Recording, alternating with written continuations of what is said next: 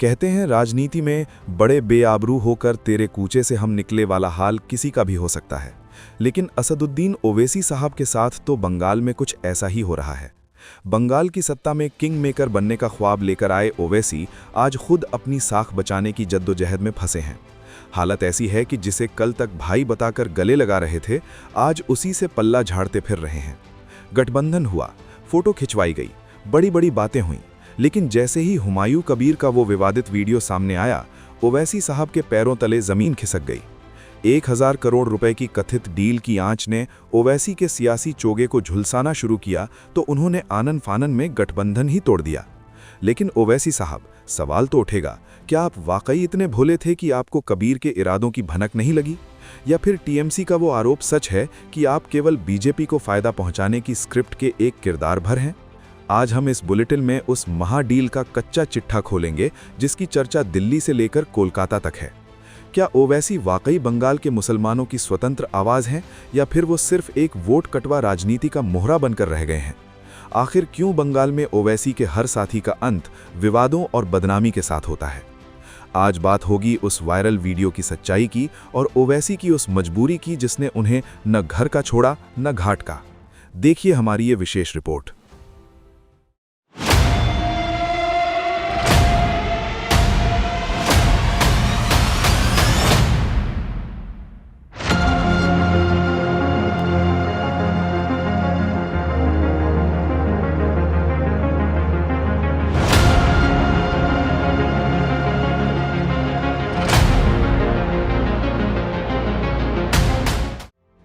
बंगाल की दहकती सियासत में आज एक ऐसा विस्फोट हुआ है जिसने किंग मेकर बनने का सपना देखने वालों की नींद उड़ा दी है।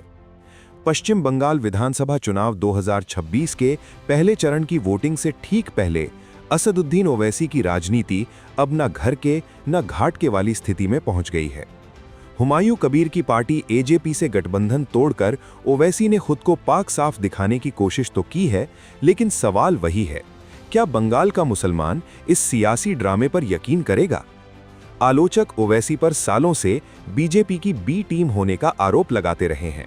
तर्क सीधा है, ओवैसी वहीं उतरते हैं जहां बीजेपी को फायदा पहुंचाना हो।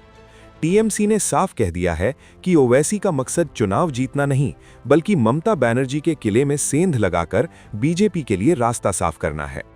पीरजादा अब्बास सिद्दीकी से लेकर हुमायूं कबीर तक ओवैसी के हर साथी का सफर विवादों की भेंट चढ़ गया। क्या ये महज इत्तेफाक है या कोई सोची समझी स्क्रिप्ट? हुमायूं कबीर का वो वायरल वीडियो अब इस चुनाव का सबसे बड़ा डेथ वारंट बन चुका है। वीडियो में दावा है कि बीजेपी के साथ 1000 करोड़ रुपए की महाडील हुई है।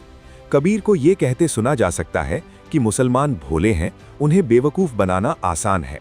अगर ये वीडियो असली है तो ये बंगाल के मुसलमानों के साथ सबसे बड़ा विश्वासघात है।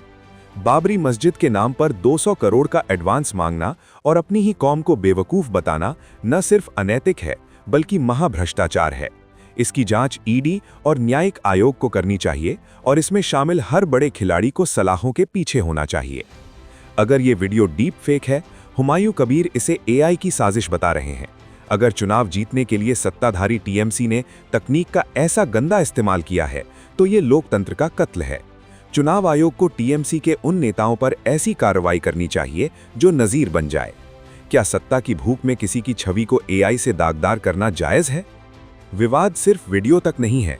27 लाख मतदाताओं के नाम वोटर लिस्ट से गायब होना या एसआईआर सूची में डालना एक बड़े वोट बैंक ऑपरेशन की तरफ इशारा करता है। मुर्शिदाबाद और मालदा जैसे इलाकों में जहां मुस्लिम आबादी निर्णायक है, वहां से लाखों नाम कटना क्या सिर्फ इत्तेफाक है? टीएमसी इसे बीजेपी की साजिश कह रही है और बीजेपी इसे वोटर लिस्ट का शुद्धिकरण। लेकिन नुकसान किसका हो रहा है?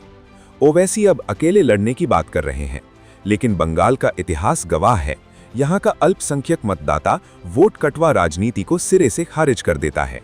अधीर रंजन चौधरी अपनी खोई हुई जमीन तलाश रहे हैं, ममता बनर्जी अपना गढ़ बचाने में जुटी हैं और ओवैसी अपनी साख बचाने की कोशिश कर रहे हैं। बड़ा सवाल, क्या 23 अप्रैल को होने वाली पहले चरण के मतदान में मुसलमान ओवैसी की स्वतंत्र आवाज के झांसे में आएंगे, या फिर वो उस ताकत को चुनेंगे जो बीजेपी को सीधे टक्कर दे सके? क्या ओवैसी का ये कदम उनके राजनीतिक करियर की सबसे बड़ी आत्मघाती भूल साबित होगा?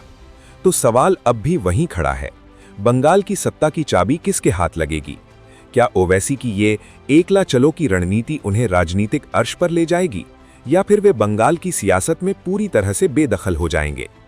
हुमायूं कबीर का वीडियो अगर सच है तो ये लोकतंत्र के मुंह पर तमाचा है, और अगर ये एआई की कोई घटिया साजिश है तो यकीन मानिए चुनाव आयोग को यहां ऐसी कार्रवाई करनी होगी जो भारतीय राजनीति के इतिहास में एक मिसाल बन जाए।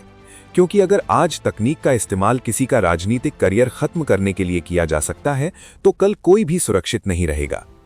23 अप्रैल को होने वाली पहले चरण की वोटिंग सिर्फ हार जीत का फैसला नहीं करेगी, बल्कि ये भी तय करेगी कि बंगाल का मुस्लिम मतदाता भावनात्मक नारों पर यकीन करता है या फिर ठोस विकास और सुरक्षा पर। क्या ममता बनर्जी का किला बरकरार रहेगा या फिर ओवैसी और बीजेपी की जुगलबंदी कोई नया खेल कर देगी? हमारी नजर बनी रहेगी बंगाल के हर सियासी मोड़ पर। क्या आपको लगता है कि हुमायूं कबीर के साथ ओवैसी का गठबंधन टूटना टीएमसी के लिए फायदे का सौदा है, या फिर कांग्रेस और अधीर रंजन चौधरी इस बिखराव का लाभ उठा ले जाएंगे? अपनी राय हमारे कमेंट सेक्शन में जरूर साझा करें। फिलहाल के लिए इस विशेष बुलेटिन में इतना ही। देश और दुनिया की तमाम बड़ी खबरों के लिए आप देखते रहिए इंडिया तक टुडे।